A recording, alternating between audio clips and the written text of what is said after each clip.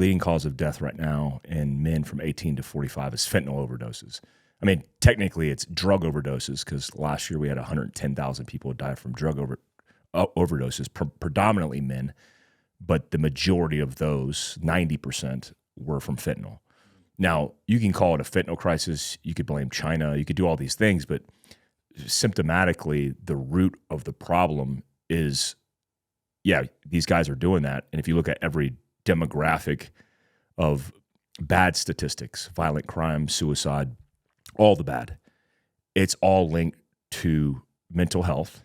And then that mental health is rooted in, I think, a lack of purpose, a loss of purpose.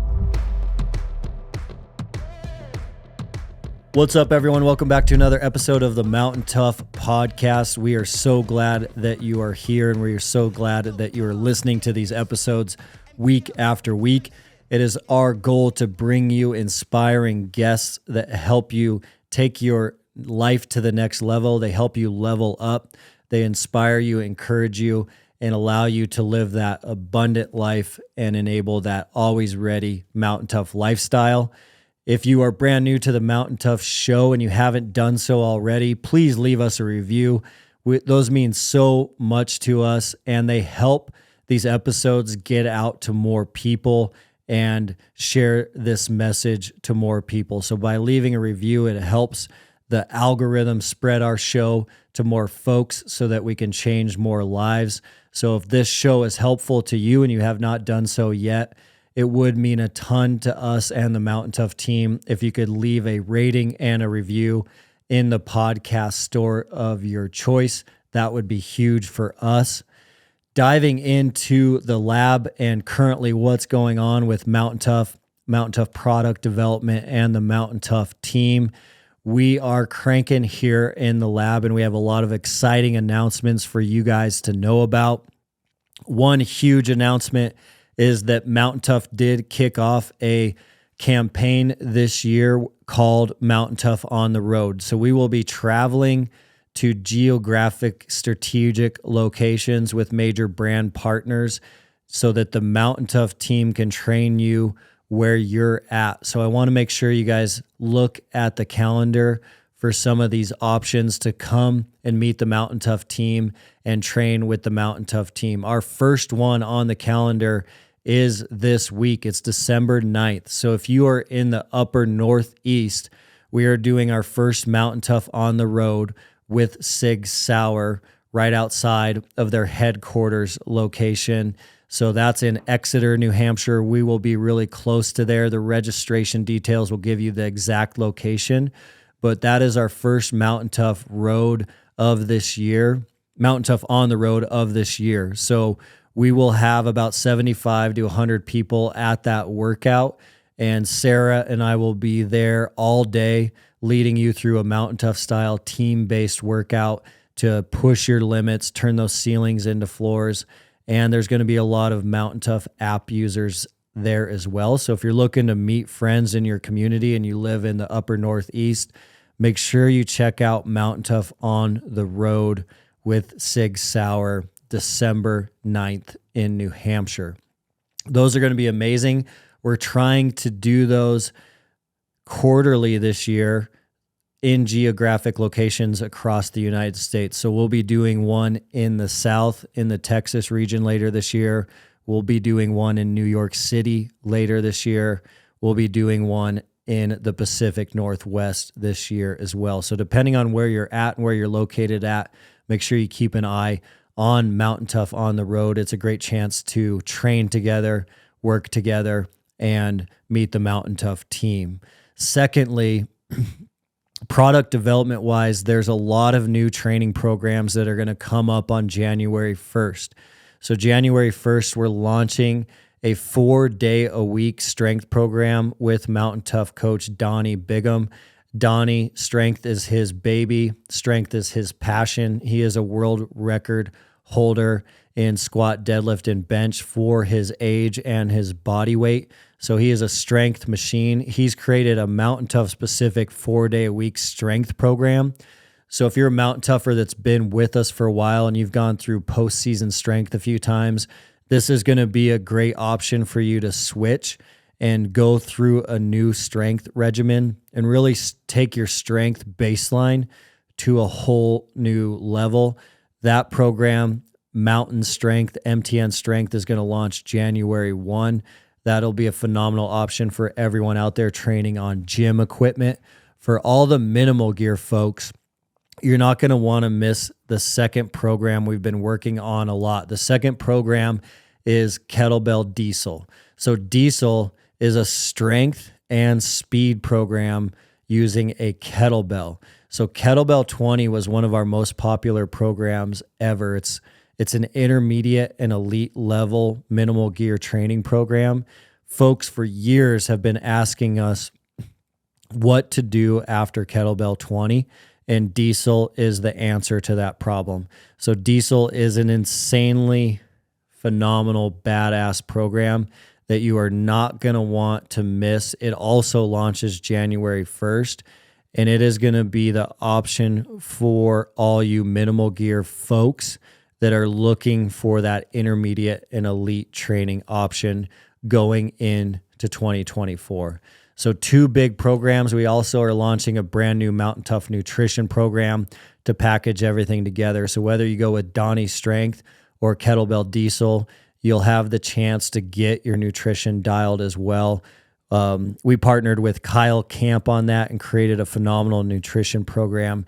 You're not going to want to miss January 1st either. So it's really a great chance this year to get in the best shape of your life, either physically or mentally or nutritionally. There is an option for you coming in January via the Mountain Tough app. Shifting gears into today's episode. Today's episode is a big one. So today's episode is with our friend Mike Glover. We've known Mike Glover for a few years, owner and founder of Fieldcraft Survival. We've had the chance to sit down and talk with Mike before. He was one of our first guests on the Mountain Tough podcast. The really awesome thing about today is Mike has spent a lot of time chatting with folks about current events. He spent a lot of time on podcasts talking about his new book, Prepared, as well. But this is a unique conversation today where we ask Mike about the current mindset of men in America. And Mike does a phenomenal job explaining what is going on and a possible theory on what is going on with men's current mind state in America. And for any guy out there struggling, this is content you're not going to want to miss, as he really unpacks some methods and some practical approaches that you can apply to your life tomorrow to really add mission and purpose back to your life. So stand by as I dive into my conversation with Mike Glover. So you went elk hunting in Wyoming? Yeah, Gillette, near Gillette. Nice. In the middle of nowhere. How was it? It was amazing, but very difficult with 2 4-year-olds.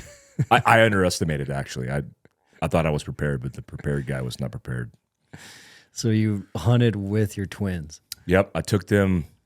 We had a cow tag in Gillette on a more structured hunt, because it's a ranch and it's 30,000 acres, but it's not fenced. This isn't like a reserve or preserve for animals. Mm-hmm. This is just oil and gas fields. And so I got a tag off that land for cow and cow elk, and said, hey, I'm going to use it as an opportunity to take the kids, because it's more controlled than a backcountry Idaho hunt, you know. Mm-hmm. But it was just as rigorous as a normal hunt. I was just dragging around the kids. I had the UTV that we had tethered to us, but where we were hunting, we couldn't access that area with a UTV. So it might as well have just been a normal hunt. Just hiking in. We hiked in. We had to carry the kids the whole time, me and my buddy CJ. And then we quartered the elk. I took half, he took half, and then we had to pack out with the kids. That is crazy. On our backs after I just had surgery, which is crazy. What did your kids think? They were in shock, man. So I've always integrated animals into their lives. Like when they were almost 2, they were bottle feeding baby goats, our baby goats, alpine packing goats.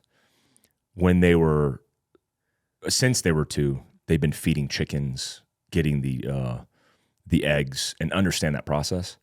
And then last year, I butchered a Wagyu steer on property.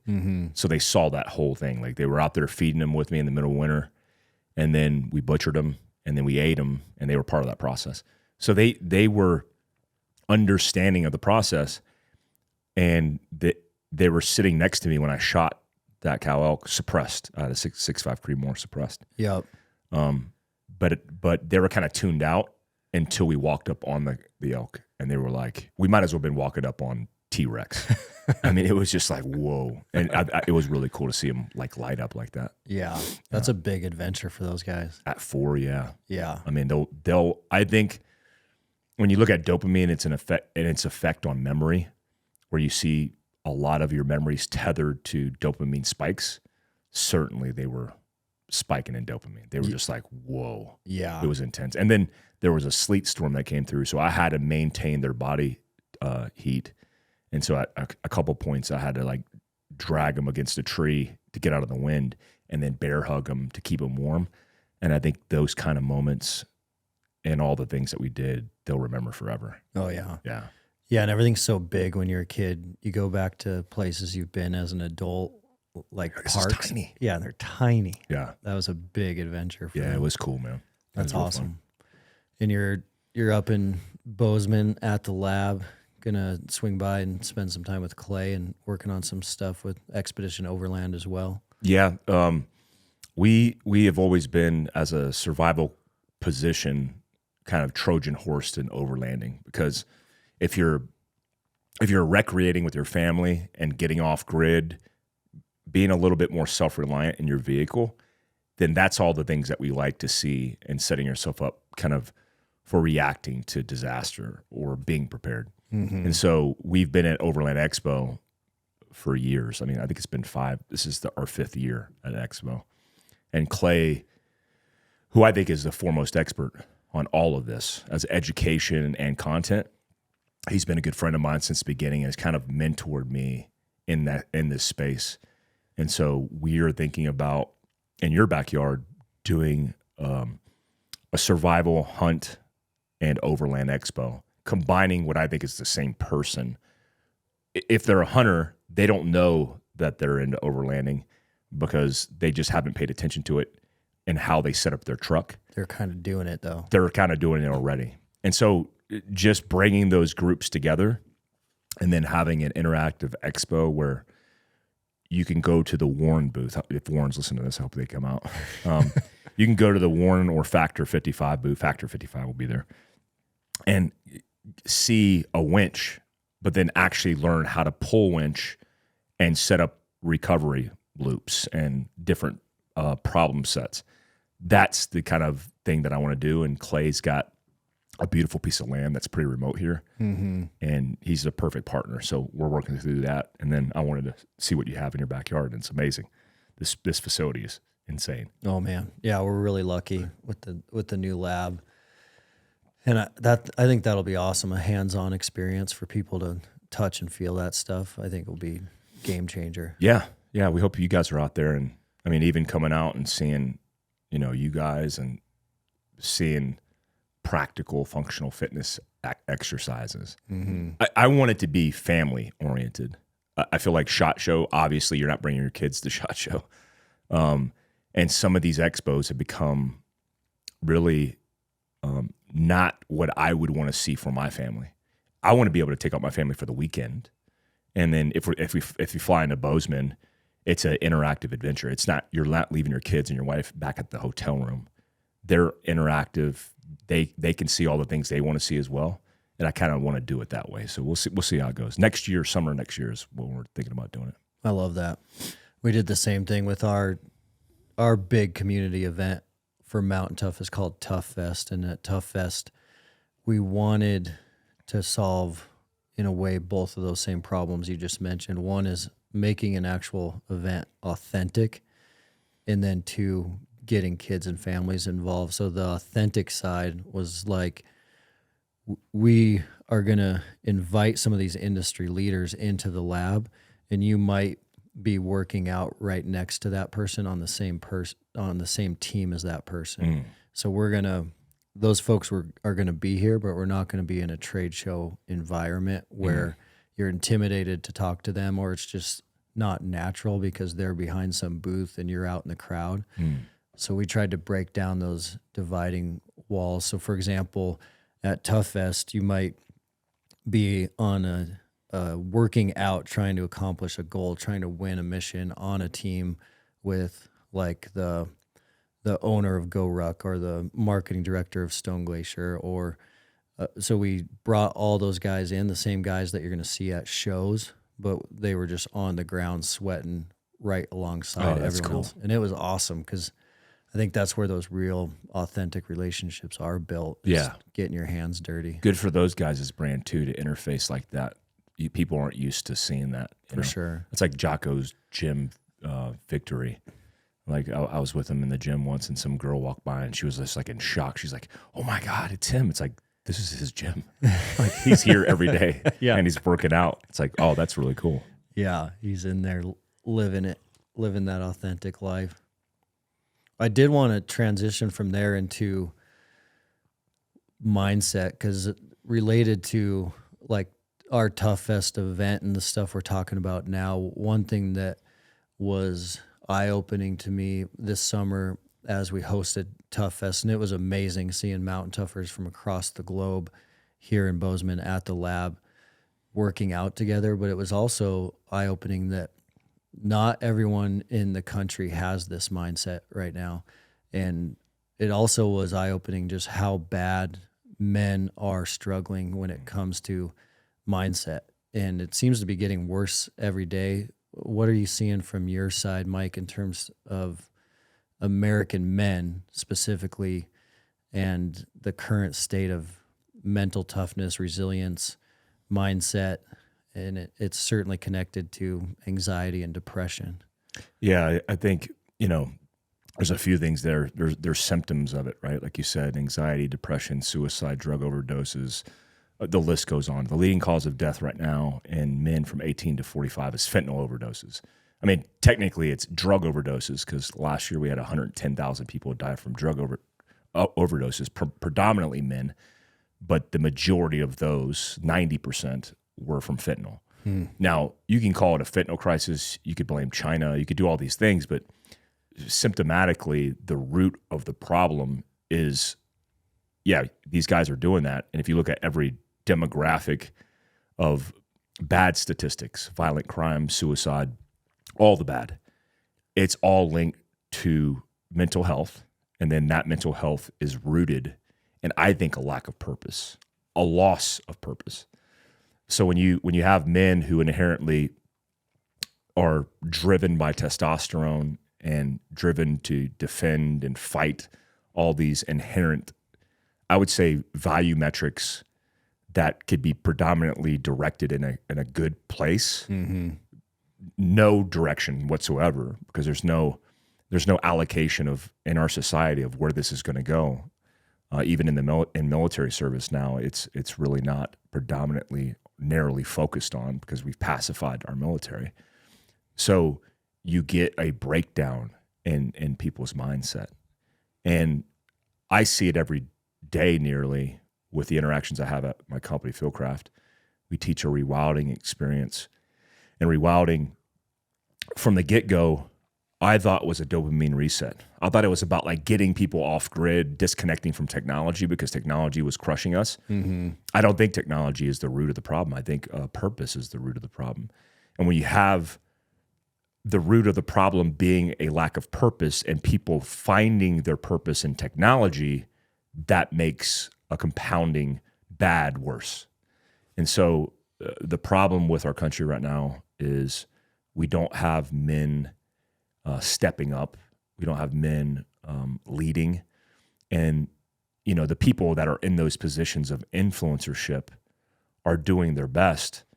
But what do you do with a very toxic pool of people who are completely lost. And I see it in social media interactions. I see it obviously in comment sections. I see it in men's lack of ownership and responsibility and doing something. I hear it from women. I hear it from men.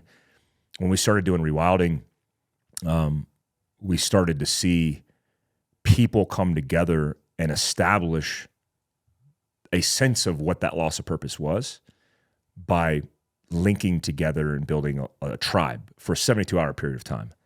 And you could see them light up because they're like, this is what I was looking for. The problem with a rewilding experience as a 72-hour experience is it's temporary. Yeah. And what we try to do is teach these individual men to go out into the world and build their own tribes.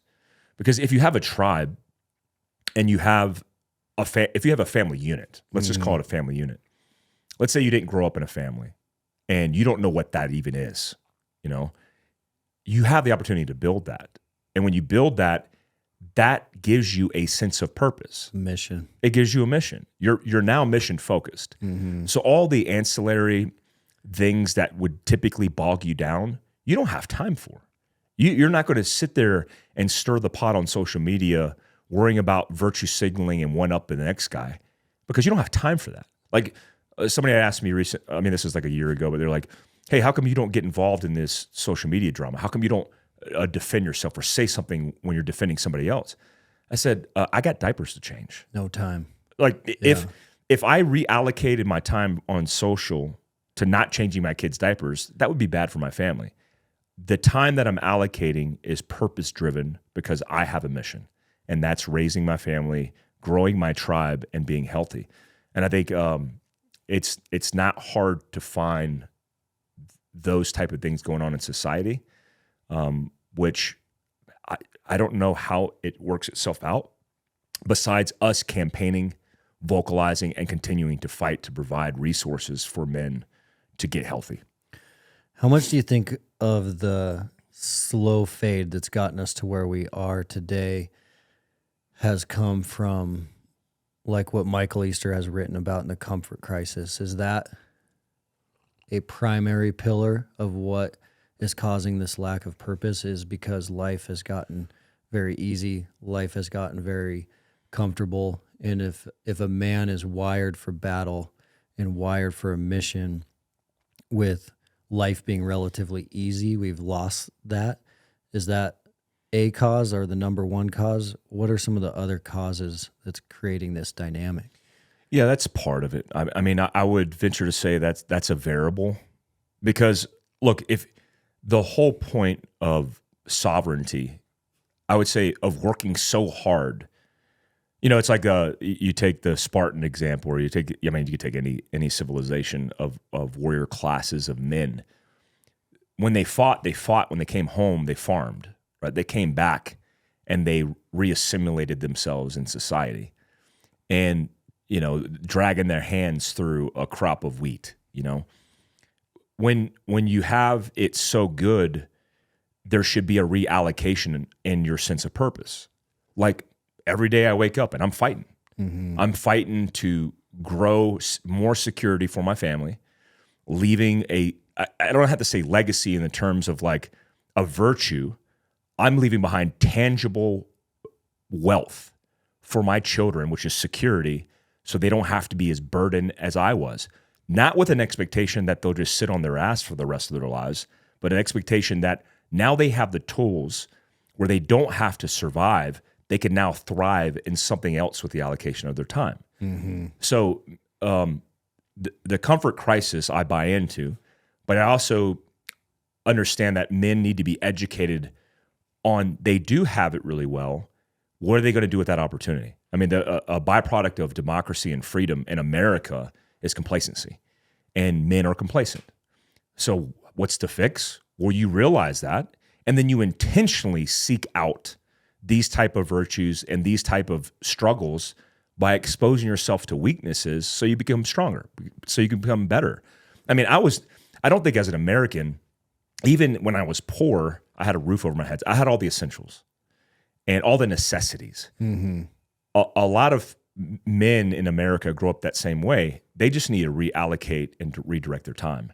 And I think, even now, I'm very comfortable. But when I was 17 years old in the Army, even going through Ranger School and SF selection, all these things, even in combat, I was fairly comfortable.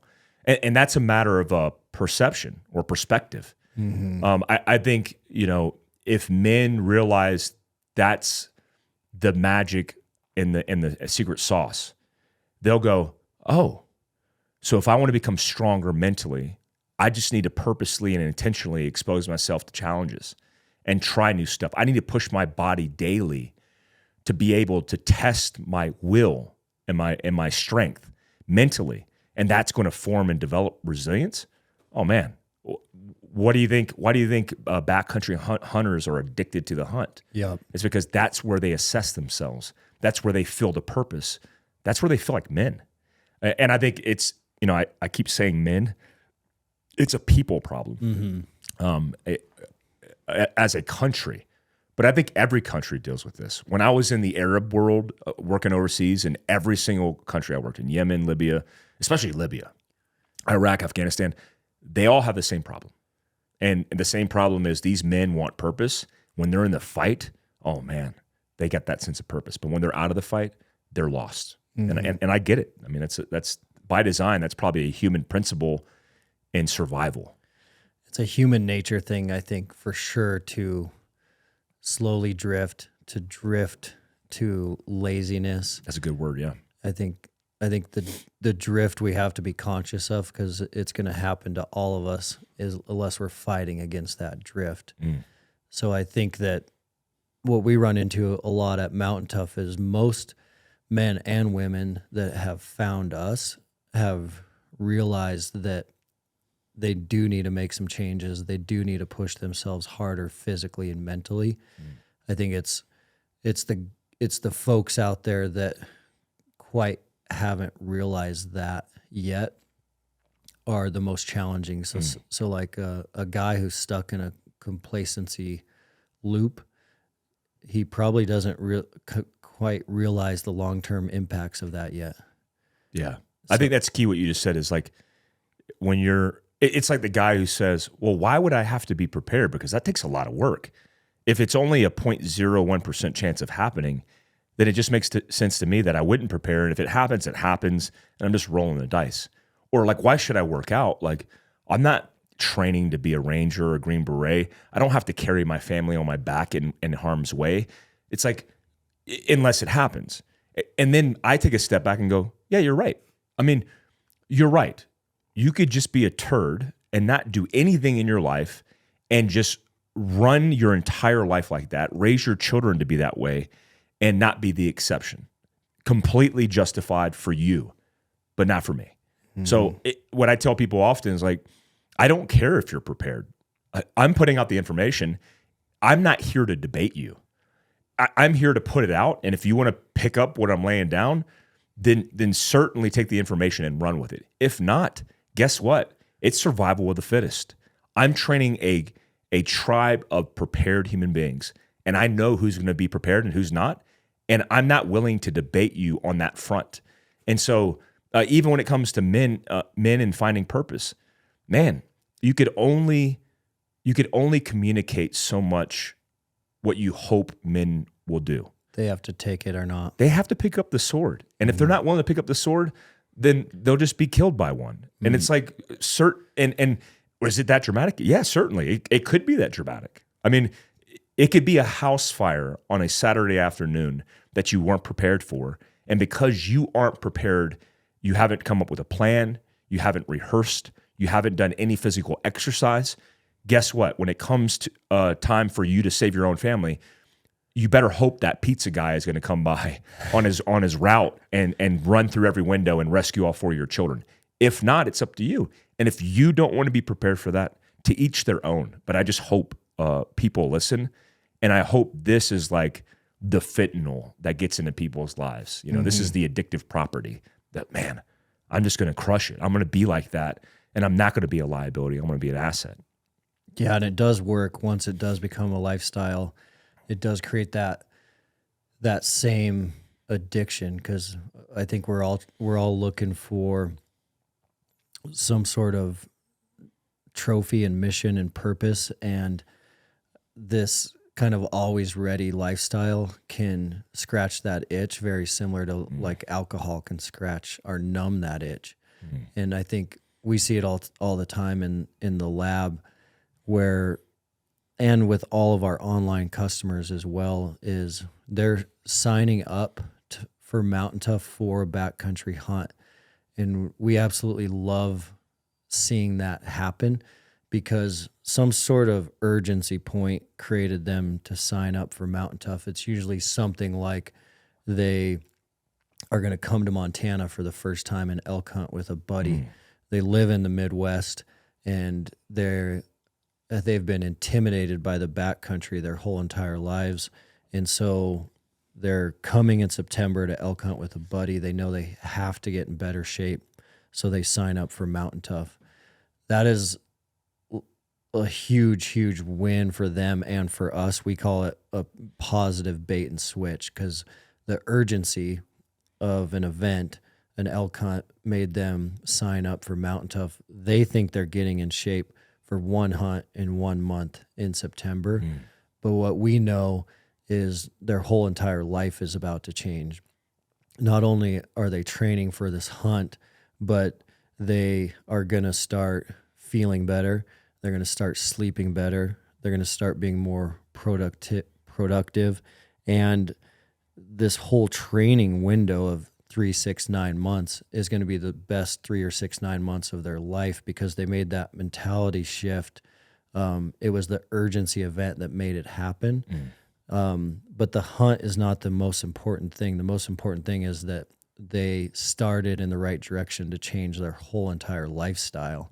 And then it turns into a very positive snowball versus a negative snowball. Yeah. So that we absolutely agree. And a lot of folks will ask us in the lab, to your point, why are you guys training so hard? Why are you pushing yourselves so hard when you don't have to? And it's like, why not? I want to know what human beings are capable of. I want to know how far we can push this human performance envelope. And we only have this one shot. There's no second shot at this life, and it's a very limited amount of time we actually have here on this earth.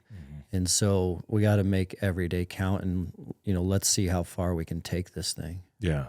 It's a beautiful way to look at it, because the detriment of you not preparing for that hunt is you're just not successful. And then you go out in the mountain and it kicks your ass, and then you realize, man, maybe I don't want to do this. Or you have an epiphany and you go, I need to be prepared next time, right? And so I realized that quickly in Sawtooth in Idaho on a backcountry archery elk hunt. That was very difficult. And, I didn't hump out the last elk that I took in Wyoming far, but I just came out of surgery. I'm 30 days post 4 disc replacements, artificial disc in my neck. And despite not working out for a month, I was able to put on a 120 plus pound ruck, put my daughter over my shoulders in pretty austere environment, 10 plus mile an hour wind and a sleet storm, and hump out. And that's nothing, I'm not bragging about that. I'm just saying, like, even when I'm not at peak performance, I'm capable. And that's all we're saying. I think when you wake up and like a lot of guys come to me and say, Mike, I haven't served in the military. And I hate my position in this a lot, because I never want men to judge themselves based on their absence of service. Some guys, I don't even care what the reason is they didn't serve. Service in the military is one form of service. To me, service to your family is more important than service to your nation. I hate to say that, because I don't hate to say it. When I say it, it feels wrong. But now I've realized in my hierarchy of needs and my priorities in life, if you put the country and service before your family, then you have nothing when you return. You need to put your family first, always. God, family, first. when you don't have service and you beat yourself up because you didn't serve and you regret that every single day, and you literally have children that are in bed in your same house 50 feet from the pillow that you dwell on these things nightly, that's problematic because you should be waking up with a sense of purpose to drive that family, raise those children, and that's going to help the world more than picking up an M4 and going to war. I profoundly believe that the absence in men specifically and their lack of purpose is because they've bought into the idea that I'm going to be single and I'm going to get those days off my chest, right? You're not missing anything, I promise you. From a guy who ran the gamut of being single, you're not missing anything. I agree. If I would have done it earlier, I should have done it earlier.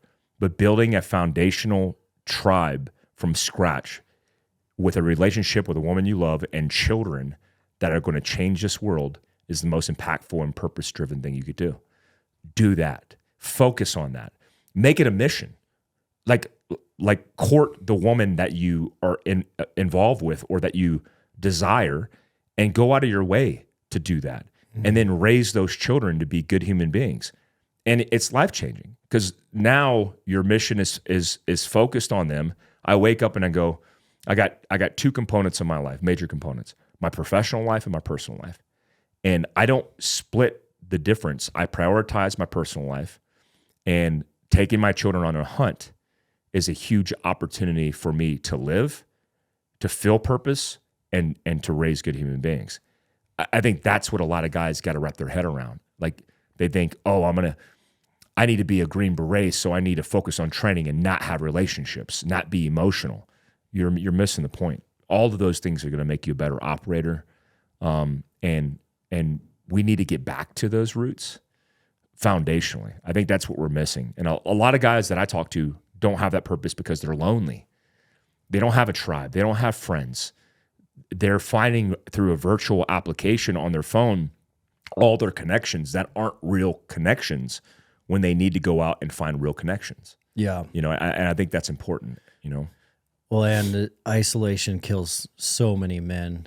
I mean, Mount Tough is a faith-based organization, and so there is very profound verses in the Bible that talk about the enemy prowling around us like a lion, which is a very scary and intimidating fact when you think about getting outside and being isolated all by yourself.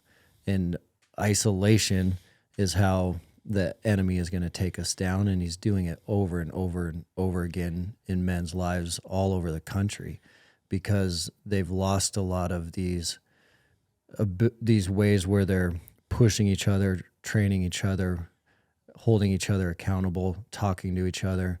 It's really gotten easy for men to become extremely isolated because they can shut down, they can deflate, they can be home with their family, but they can immerse themselves in social media to kind of numb their brain so they're there, but they're not emotionally present. In the analogy that's always super helpful to me in that perspective is like the National Geographic African video that we've all seen. Like the lion is going to eat that gazelle that's isolated all out by itself every single time, and that is exactly what the enemy is going to do to us if we're not staying together as a tribe and as a pack. And your point about like the American family being the foundation of America's greatness is so true and accurate. Like our strong family structure prevents a lot of the issues that we are crossing the ocean to fight for and against all the time. I know like most of the African continent is dealing with a gamut of very serious issues because they don't have the family structure. They don't have the father in the home. And the best thing we can do for sure is to protect that family unit right in front of us. Yeah. Yeah, I think for some reason we've created a stigma against a family man being a family man, or a man being a man and a woman being a woman. Even I mean, it's a very bizarre time to live in. But like you said, foundationally, it's within our control, and I think that's what we have to wrap our head around. And you'll find that sense of purpose, like you'll find it in God, you'll find it in your family, and then everything makes sense because that's the natural order of things. And when you fight, you don't have to fight the enemy in foreign wars. Your fight could be building resilience in your son and making sure he doesn't fall victim to all the world's pressures and commit suicide.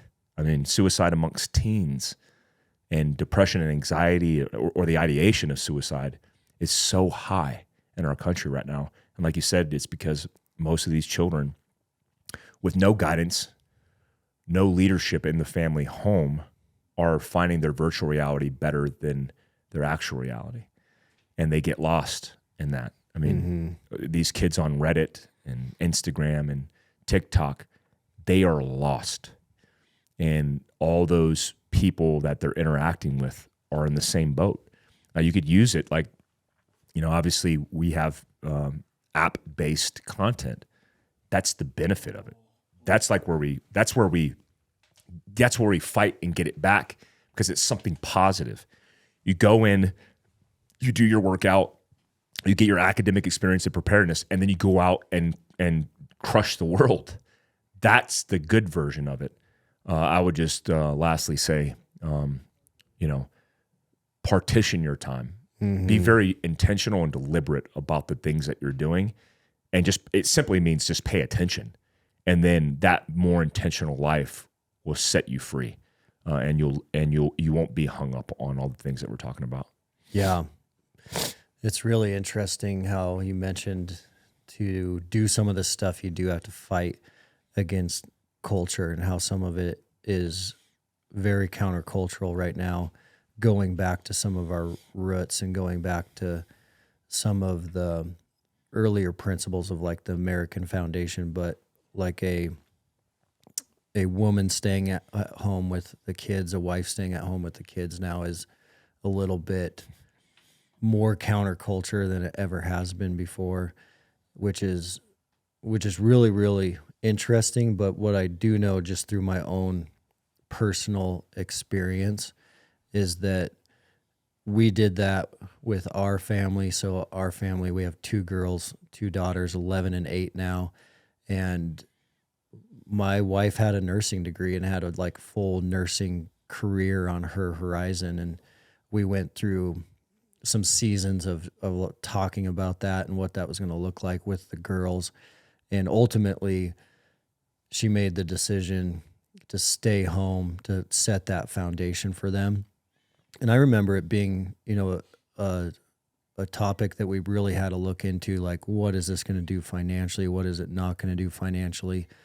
And in hindsight now, looking at it, it was hands down the best thing that we ever did. And it certainly feels like it is by design, and it's the design of how things can work well. I know it's not always an option for every family, but I think trying to make it a solution and looking for a way to make it a solution, I would highly recommend. So my wife's been able to raise our daughters day after day, and that intentional time she gets with them every day.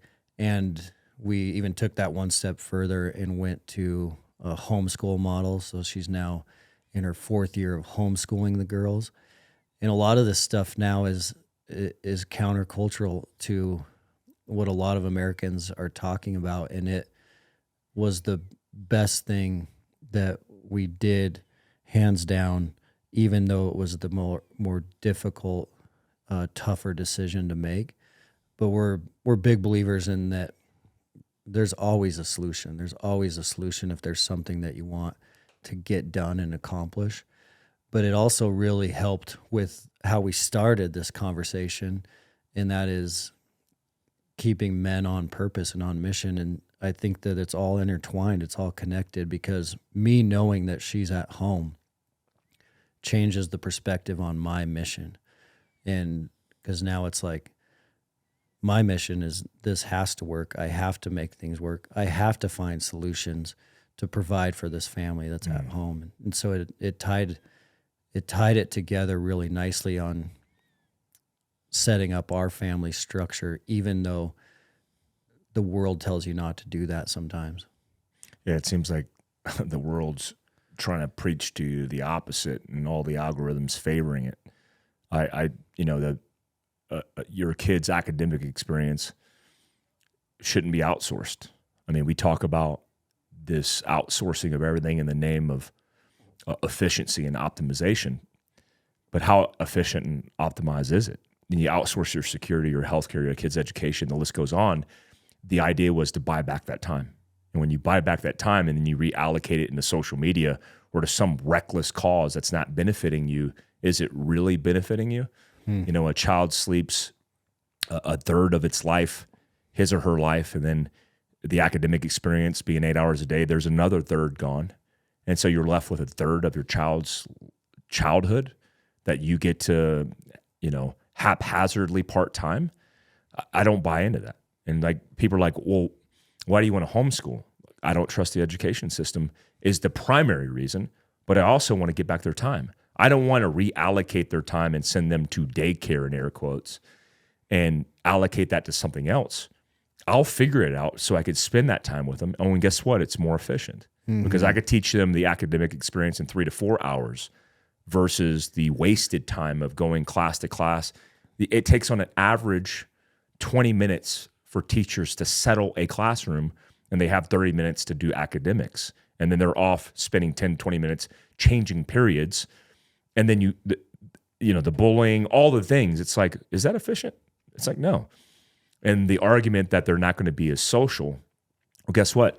My kids at the age of 4 are more social than kids at the age of 10 because they interact with adults. Yeah. The idea that somehow they're not going to be as socially active because they're participating with their peers, that I don't know their parents. Those kids aren't talking about developing and all the things that you would want them to talk about. So is that really affecting their social skills? I don't think so. I have that time and I'm getting it back. And at the end of the day, it's like the question of like, why would you take 2 4-year-olds, my twin 4-year-olds, hunting? I'm their father. That's why. And that's good enough. It should be good enough for you because it's good enough for me. And because the government, an institution, an educator, a counselor, they're not the father. I am. So I'll do what I want with my children. I'll lock them up in the house till they're 18 and raise those babies right because I'm their father. And so you can't convince me otherwise because you fell victim to propaganda pushed through some national media outlet talking about the effects of homeschool kids versus not. I see it every day in their real life because I'm a participant. Yeah. I'm not outsourcing it. And so when we talk about men and purpose, it's like, man, the first rule in military planning is like you plan based on establishing an objective, and then you backwards plan off of that, and you establish a timeline, and then you task organize. Task organizing is the most important aspect of crushing life together. When you're with a spouse, your team, you're participating as a team. And then when you're allocating each other's time and you're saying, hey, what can we divide and conquer on to make sure we do this right? I mean, if my spouse was willing to crush it and it made sense financially, I would be a stay-at-home dad, and that would be amazing. Why would you not want to do that? But again, for some reason, we've created this stigma around you're demeaning a person who has to stay home with their children. At the end of the day, you could see abstractly what happens when you don't distill, focus, task, organize, and divide and conquer. And the rest of the world is figuring that out in chaos. And who's not is Americans who believe in family values and principles and who are crushing it. And again, I keep saying this, like, I don't care what people do. I know what I'm doing. I'm giving you best advice based on experience and practice, you could take it or leave it. And if you leave it, I hope you figure it out, but I'm going to do me regardless. Yeah. And then the people around me are going to do them regardless. And that's to each their own. I'm not judging people for not doing it, but I know what works for me. And I hope people see the value in that and they go, maybe I'll try that. I can't imagine being single now. Like I hear from single guys and they're like, dude, it's rough. Single women as well. It's rough. Yeah. It's rough for people. It's interesting because I had heard a lot of the stuff that you just mentioned from you and others before we went into this homeschool endeavor, my wife and I. And I think it's helpful for the listeners to understand that I'd heard similar things around education efficiency as a homeschool family. And even before going into it, you still don't quite believe it. So you'll hear things such as, like, you can get your schooling done in about 2, 3, 4 hours a day versus an 8-hour public school day. So I'd heard that and not really understanding if that was going to be accurate or not. And then you also hear the statistics all the time around homeschool kids being a grade or 2 above average in skill levels versus their peers in public or private school. And so those statistics were helpful in making that decision for us, but it was also something you're like, man, is this a bunch of BS? And it is so accurate. It is insane. Like our girls for the last couple of years essentially are doing school from 9 to noon. So homeschool, very Christian-based curriculum. They're knocking it out in about 3 hours each morning. And then they're getting outside, running around in the yard for several hours, or they're coming in here and working out with me for several hours before they go train several more hours at gymnastics. And you think about that efficiency that we gained there versus like getting on a bus at 7 a.m. and getting home to see us again at 5 p.m. and getting the exact same amount of education, actually less than they're getting right now. Mm-hmm. I'd heard all those stories before we did it ourselves. Like, you just don't quite believe it until you get in there and do it and kick those tires. And it is also jaw-dropping to me, to your point of the social skills that our daughters have versus their peers, because the big fear that's going to be in most families' minds right now listening to this episode is some of that old school thinking of homeschool kids are going to be socially awkward. And we got to just bust that myth, because I think probably what was going on is back in the day, the parents were probably socially awkward, where now it's like getting your kids out and around, talking to adults, doing things, traveling, going on trips, going on hunts, the flexibility of meeting new people, meeting inspiring, encouraging people. Like, your kids are with us right now in the lab. And so they're meeting people, talking to people, engaging with people, getting a lot of awesome trips and experiences. The social skills are way ahead of their peers, because the alternative is a lot of the time would be spent on social media somewhere else, or even at school on social media. So a lot of the homeschool blocks that are stopping families from making this decision are these myths that are just implanted in our heads. Yeah, I learned all the things you're talking about, I learned in basic training. Because when I was 17 years old, I realized the institution was catering for the lowest common denominator. They weren't catering for me. I mean, I wasn't the brightest when I went to basic training, but I had a higher aptitude, and I was there because I wanted to be there. And then I quickly realized, like, that wasn't the norm. And everybody else was there because the judge told them to be there. They had to be there.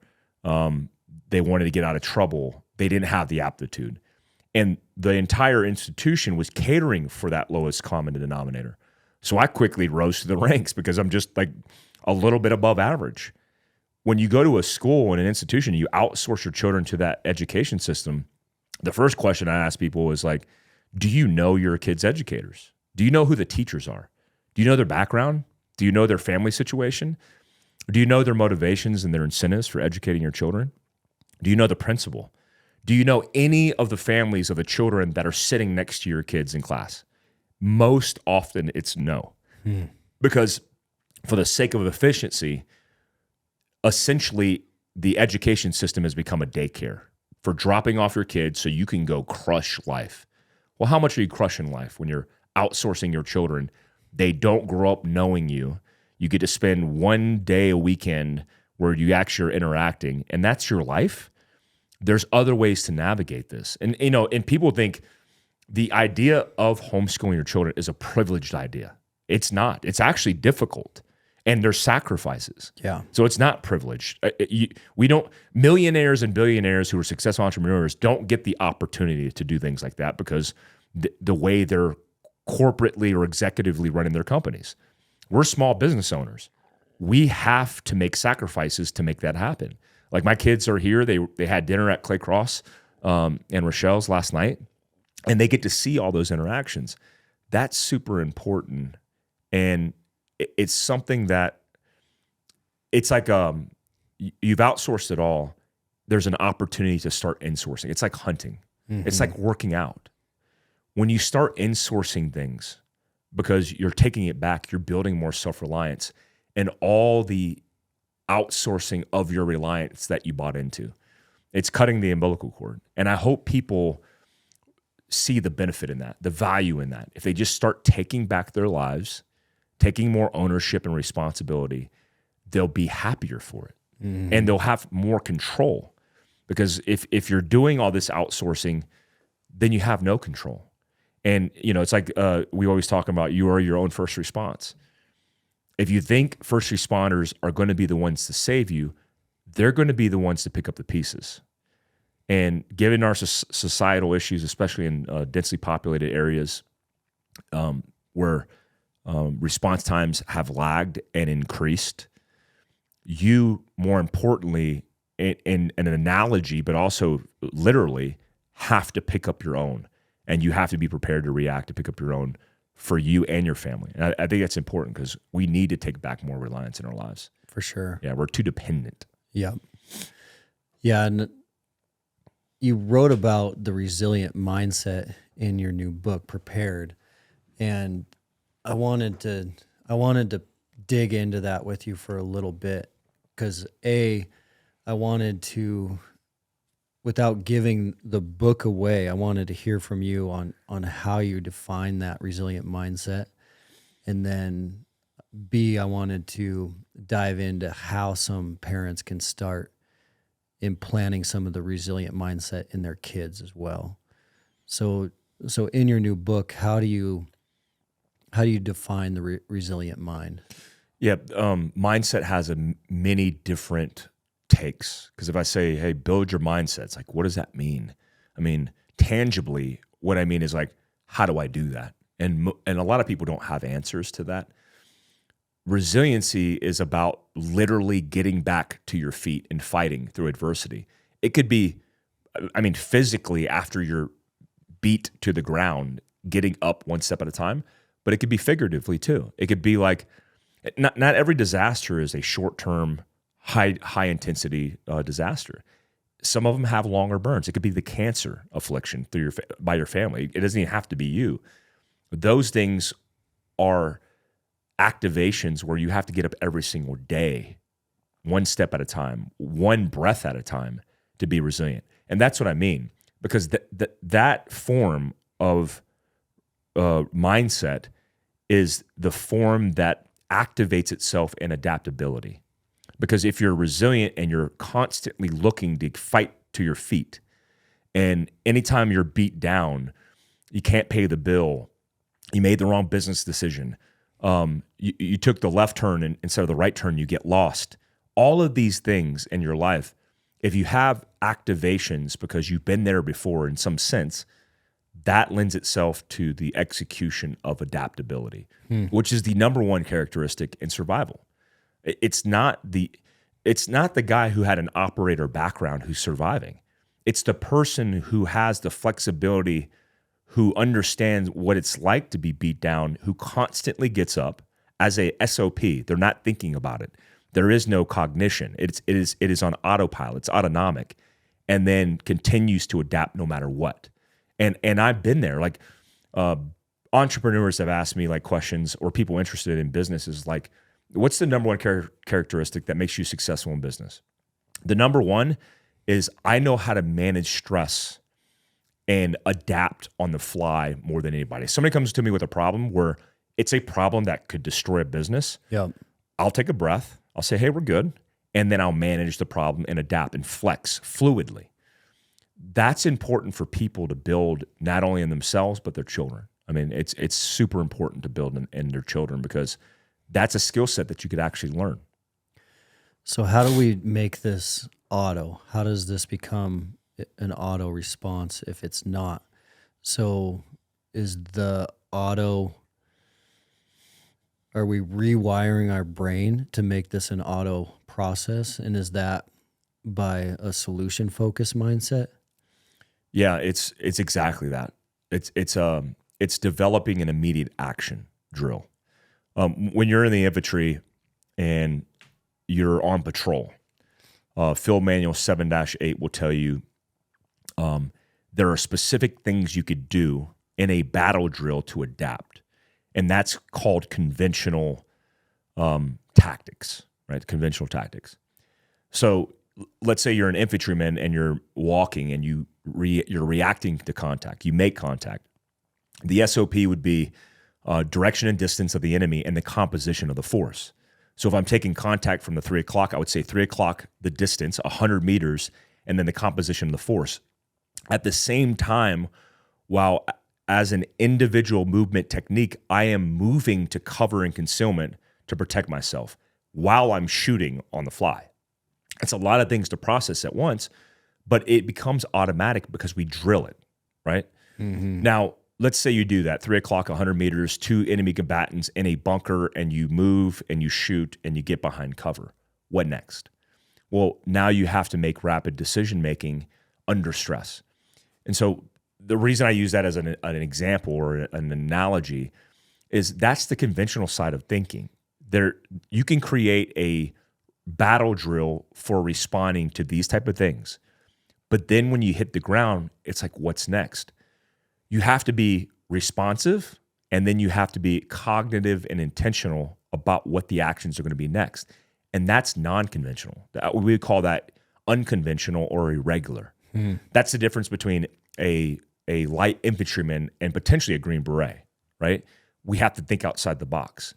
So what I would say is, like, no matter what you're faced with, or instilling it in your children even better, allow them to critically think. Because the missing component in most children is they have automatic responses based on learned behavior, but we aren't giving people the opportunity to critically think. So when I was put in situations where my squad leader, as a young infantryman, was like, figure it out. And I'm like, oh, I had to creatively think. Yeah. And then critically come up with a solution. And that was a game changer for me. So I was the guy in Ranger School as a 18, 19-year-old Ranger School student who understood how to creatively think rapidly, and then could come up with a plan. I could formulate a plan really fast. That, out of all the skill sets I learned, was my ability to be adaptable and resilient. Because the perspective or perception from the outside looking in is, man, that person is super resilient. Like they never get bogged down. When actually the method behind the madness is literally, I'm just a faster critical thinker, and I'm able to creatively come up with solutions and act. And so it's like, the guy's a good leader. That guy's he's a conventional and unconventional thinker. He thinks outside the box. Holy crap, that dude's really resilient. When all that is me able to think through problems and come up with solutions fast. So an example is my children. We're walking in the cold and they're shivering. I'm like, you're cold. What do we need to do? Because my daughter was on my back. And I put her down and said, listen, you have to walk, because if you walk, you're going to get warmer. You're going to warm up your core temperature. She's 4. And she's like, okay. She starts walking and she's like, Daddy, I'm warm. So I'm literally instilling her with the nuggets that are going to allow her to now have a solution through that. So that's the executive function of that. I'm giving her the learned behavior. Now we get to a position where we're inside of a tree and she's freezing. We can't walk because we're tucked up in the tree, staying out of the wind. She looks at me and she goes, Daddy, watch. And she marches in place. Oh, yeah. And I'm like, what are you doing? She goes, I'm getting warm. So now I gave her the learned behavior, the thing to do. I point at my infantryman as a team leader and I tell him to assault the bunker. But when he gets up to the bunker, there's obstacles to navigate.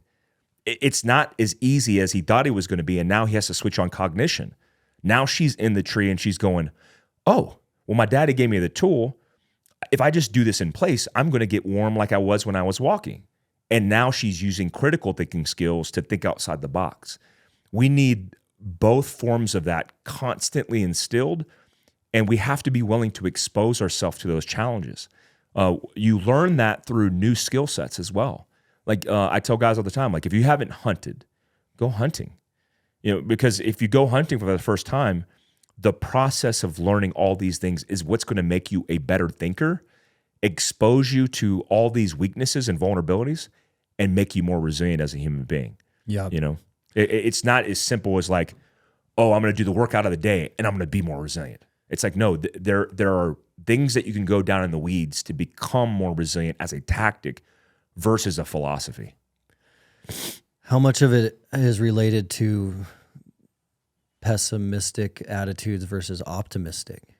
So if my goal is to be mentally tough and have a resilient mind, then I need to train that. Just like if my goal is to be physically tough, I have to do training.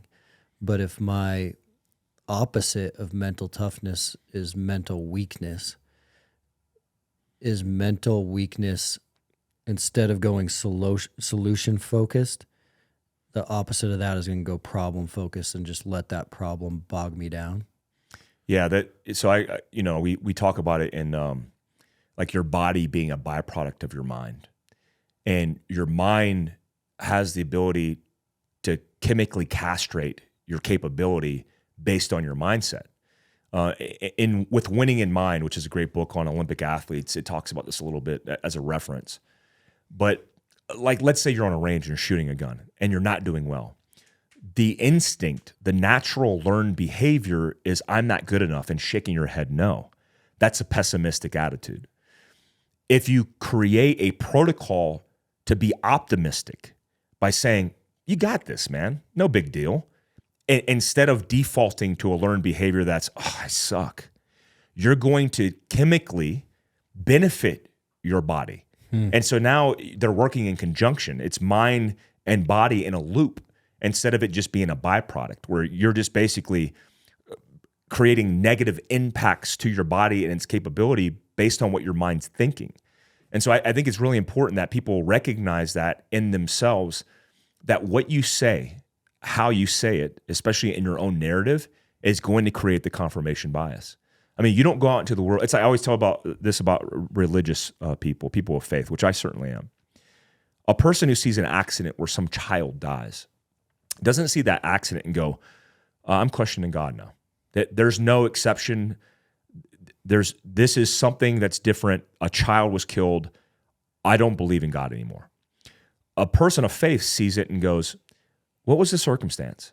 Oh, a child died. Oh, if that child wasn't killed, then another vehicle, a school bus full of children would have perished. That's a miracle of God. They're looking for their narrative to be confirmed with evidence, reaffirming their faith. Mm-hmm. That's what we do as human beings. So if you go out into the world and you say, I suck, and you have a pessimistic attitude about your life and your position in it, you're not looking for counter arguments and evidence in your experience. You're going out into the world and looking for the evidence that everything you think is true. So you go out and say, that girl looked at my gut. I know I'm fat. She shook her head. She said something like, he's fat. And then the next thing you know, you believe you're that guy. Confidence. Your confidence is destroyed, your self-esteem and your mental health is affected. But if you go out and say, I'm the best, I'm going to crush life, I'm going to do these things, it's as easy as literally saying it, but also believing it. And then you go out into the world and you start looking for a confirmation of that. You start looking in the mirror and go, oh, I could see a little change in my body. I must be making improvements. Oh, I'm a pound down instead of a pound up. I must be making improvements. And I think a lot of people, when creating narratives, are cruel to themselves. We are our own worst enemies. And we tend to take cues from our world, which is natural, from our environment of defining who we are, instead of defining who we are in our head and then going out into the world with confidence. Lastly, I would say, like, imagine the Olympic athlete who's on, your children do gymnastics. They're on the balancing beam and they're about to dismount. And if they stick the landing, they get gold. If they don't stick the landing, they're not on the podium. You imagine the Olympic athlete, the moment right before they're about to stick it, saying to themselves, I don't know if I could do this. No. Yeah. What they say is, well, one, they're likely in a flow where they're not weighing these things. They're focused on the what's at hand. But imagine if they said, I'm the best and I'll stick it like I stuck it every time. Boom. And they come up and they land and they stick it. That's how winners think. And look, by the way, as a human being, we're not immune to this. We're not perfect. We're not perfect. I constantly have to work at this. And that's great because that means I'm intentional, I'm conscious to the world around me, and I'm constantly looking to improve. And that's part of the protocol. I think that's important for people to know because it's like, if I wanted to be a world record holder at a back squat, I'm going to have to do some serious work for a long time to get to that level. But if I want to be a world record holder at mindset and mental toughness, it's the same principle. It's not gonna happen overnight. And you got to put in that daily work and all those reps, just like you would do in your firearms training, just like you would do in your physical training. If there's no reps at all, that's a red flag. You gotta shift your mindset that this is something I'm going to work on and develop, and then you gotta put in those reps over and over again. Because I think the chemical point that you mentioned is so accurate that if you allow yourself to go negative in your thinking, so if you miss that touchdown catch in the end zone and you go negative, your body is going to release cortisol into your system. And cortisol is going to bring your mood down to a whole new level. It is your stress response hormone. You need the opposite to happen. You need the dopamine. But cortisol is a toxin. And so if you're in this stressed state of negativity for the long haul, you could have toxin at a low dose in your system for 10, 20, 30 years. So the research out there now is that a negative, pessimistic person is most likely going to die 10 to 15 years earlier than an optimistic, solution-focused person. And it's because of that sustained cortisol release. It'd be like having a really low dose of a poison drink in your coffee every single morning for 10, 20, 15 years. And eventually that's going to catch up with you with cancer or something else. And so chemically, it is a real tangible thing that's going to happen. And solution-wise, you gotta shut that thing down right away, the negativity.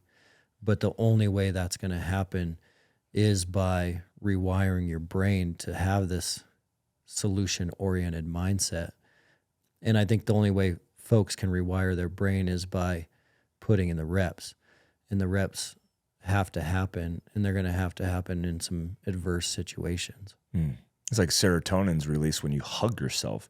And it's like, what do you mean? Like if I hug myself, I could release positive chemicals? It's like, yeah, that's how easy and tangibly this is available to people. It's like when you work out, there's a reason why you feel good after you work out, because it's benefiting you chemically. And I want people to be kind to themselves, but also I want them to push themselves and get more involved in this kind of tuning into the body, because all the guys that are my peers, that are my friends, that's the secret. I mean, that's the secret recipe. It's like, just be kind to yourself, be more optimistic about your situation, and have a positive mindset. I mean, I remember the first time a cold drop of water went down the crack of my butt at Fort Benning, Georgia, and then saying to the guys around me, just naturally, because I was just a natural optimist, going, man, it's super hot out here, man. It's like, I wish I had board shorts and a t-shirt.